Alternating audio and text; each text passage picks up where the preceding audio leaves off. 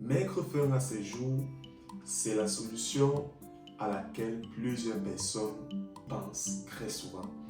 Ça nous arrive dans notre vie d'avoir des moments difficiles, de traverser par des situations difficiles, au point où on se dit, il sera mieux pour nous de nous coucher et de ne plus nous réveiller. Il sera mieux pour nous de nous coucher et de mourir dans notre sommeil. Alors si tu es déjà passé par là, ou bien si tu passes par là, tu passes par une situation difficile, tu regardes ta vie et puis tu te demandes si ça vaut la peine de vivre, tu désires mourir, tu désires te suicider, je veux que tu saches que cette vidéo te concerne. Alors, je veux que tu réalises déjà que ce n'est pas un fait anodin et que plusieurs autres personnes sont dans la même situation que toi et ont été dans la même situation que toi pour des raisons positives ou bien négatives.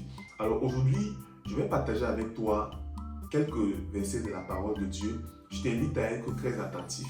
Alors dans le livre de Philippiens 1 à partir du verset 21, dans la version Semeur, la Bible dit, et là c'est Paul, l'apôtre Paul qui le dit, il dit, pour moi en effet, la vie c'est Christ et la mort est un gain. Mais si je continue à vivre dans ce monde, alors je pourrais encore porter du fruit pour mon activité. Je ne sais donc que choisir. Je suis tiraillé de deux côtés. J'ai le désir de quitter cette vie pour être avec Christ, car c'est de loin le meilleur. Alors tout comme Paul, il y a plusieurs personnes qui pensent que la mort est un gain pour eux. Peut-être c'est ton cas aujourd'hui. Quand tu regardes à ta vie, quand tu regardes à ce par quoi tu passes, tu te dis certainement, la mort est un gain pour moi. Si je meurs maintenant, ce sera mieux pour moi. Ce sera un gain pour ma vie. Alors, Paul aussi passait par la même situation. Paul ne traversait pas forcément une situation de désespoir, mais Paul aussi, à un moment donné de sa vie, s'est dit, la mort pour moi est un gain. Il peut être avantageux pour moi de mourir parce que je serai avec Jésus. Alors, tu te sens tiraillé entre le désir de vivre, le désir de rester dans ce monde et tiraillé par le désir de mourir, d'espérer une mort. Certaines personnes n'ont pas le courage de mettre fin elles-mêmes à leur vie, d'autres personnes sont prêtes à le faire. Tu te sens tiraillé par toutes ces pensées.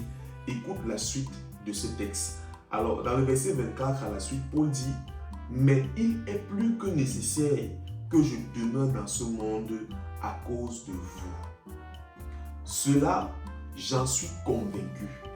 Je sais donc que je resterai et que je demeurerai parmi vous tous pour contribuer à votre progrès et à votre joie dans la foi. » Amen. Donc, Paul, par la suite, fait la différence entre ce qu'il veut et ce qui est nécessaire pour lui. Aujourd'hui, je veux te poser véritablement la question. Pendant que tu te sens pressé par ce désir, est-ce que tu fais la différence entre ce que tu veux et ce qui est nécessaire pour toi? Alors, Paul avait une raison noble de vouloir s'en aller. Paul voulait être avec Jésus-Christ. Et ta raison peut être valable. Tu peux avoir une bonne raison de vouloir mourir. Elle peut être bonne, tout comme celle de Paul, il voulait être avec Jésus. Elle peut être mauvaise, elle peut être légitime, elle peut être illégitime. Mais je veux que tu saches déjà aujourd'hui que la mort n'est pas la solution. En son temps, Dieu mettra fin à tes jours. Alors la raison pour laquelle Paul a trouvé qu'il était bon de rester, c'était pour contribuer au progrès des Philistins et à leur joie dans la foi. Et Paul dit, mais il est plus que nécessaire que je demeure dans ce monde à cause de vous. Paul avait une cause, Paul avait une raison pour laquelle il estimait que c'était nécessaire pour lui de demeurer dans ce monde. Je te pose la question aujourd'hui, pendant que tu te sens pressé par ce désir, par ces intentions, est-ce que tu t'es posé la question de savoir qu'il est plus que nécessaire pour toi de vivre, qu'il est plus que nécessaire pour toi de demeurer dans ce monde? Peut-être à cause de tes enfants, peut-être à cause de tes proches, peut-être à cause de ton conjoint, de ta conjointe.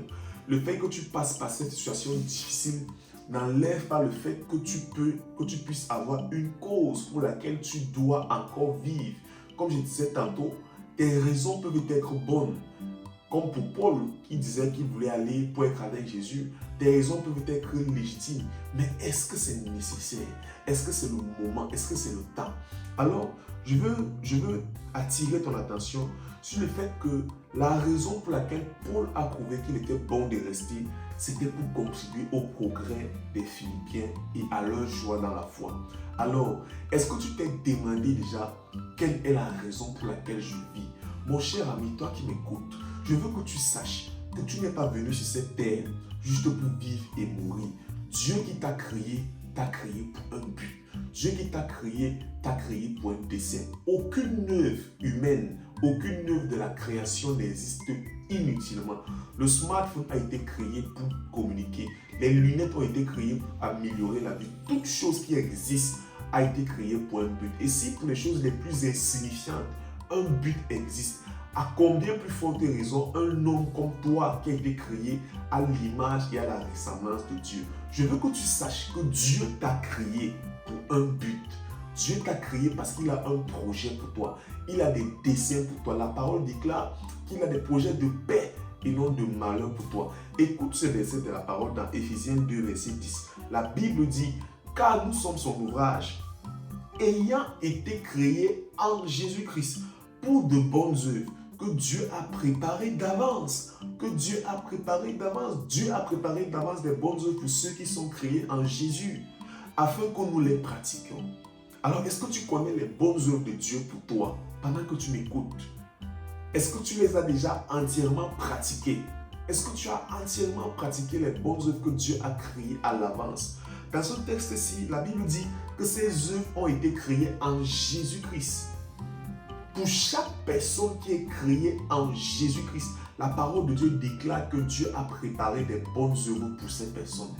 Écoute, tu as des buts, tu as des raisons, tout comme l'apôtre Paul qui avait des raisons de dire, qui avait une cause qu'il défendait, apporter la joie aux Philippiens, s'occuper d'eux. Dieu a un but, tu n'existes pas pour rien. Dieu a un dessein pour toi. Et si tu veux connaître le dessein de Dieu pour toi, tu dois venir à Dieu. Lorsque le Créateur crée une créature, il a une vision, il a un dessein, il a un guide d'utilisation, il a quelque chose qui veut que cette créature fasse. Dieu t'a créé pour un but, pour un dessein. Il connaît ce pourquoi il t'a créé, mais seulement pour ancrer en contact, pour savoir ce pourquoi tu as été créé, pour pratiquer les bonnes œuvres que Dieu a préparées d'avance pour toi. Il faut que tu naisses en Jésus. Il faut que tu viennes à Dieu par Jésus-Christ. Il faut que tu reviennes vers ton Créateur. Parce que c'est lui qui connaît toutes choses. C'est lui qui sait pourquoi il t'a créé. Si aujourd'hui tu m'écoutes, tu as longtemps réfléchi, tu as longtemps discuté, tu t'es senti tiraillé comme Paul, je veux que tu saches que la bonne nouvelle que j'ai pour toi, c'est qu'en Jésus-Christ, tu as été créé pour de bonnes œuvres. Dieu a préparé des bonnes choses pour toi. Dieu a préparé des bonnes œuvres pour que tu les pratiques. Si seulement tu décides de donner ta vie à Jésus, de venir à Jésus, Dieu te montrera ces bonnes œuvres. Dieu donnera un sens à ta vie. Et même bien lorsque tu passeras par des situations difficiles, tu réaliseras que Dieu est en train de te faire passer par un processus. Même bien lorsque tu passeras par des situations difficiles, tu sauras que Dieu veut faire des choses avec toi. Écoute, si maintenant tu veux t'en aller, tu as le désir de quitter cette terre, tu as le désir de mourir, c'est parce que tu ne réalises pas encore à quel point Dieu a préparé des bonnes œuvres pour toi. Dieu t'aime et c'est pourquoi il a donné Jésus. Jésus est mort pour toi. Jésus est mort pour tes péchés. Jésus est mort pour te donner de l'espérance. Jésus est mort pour te donner la joie, la paix, la vie. Jésus est mort pour toi. Et il te dit aujourd'hui, ma fille, mon fils, je t'aime. J'ai préparé des choses pour toi. J'ai préparé des bonnes œuvres pour toi afin que tu les pratiques. Viens à moi aujourd'hui. La solution n'est pas la mort. La solution n'est pas de quitter ce monde. La solution se trouve en moi, en Jésus-Christ. Je t'aime mon fils. Je t'aime ma fille. Viens à moi et je vais te changer. Viens à moi et je vais te transformer.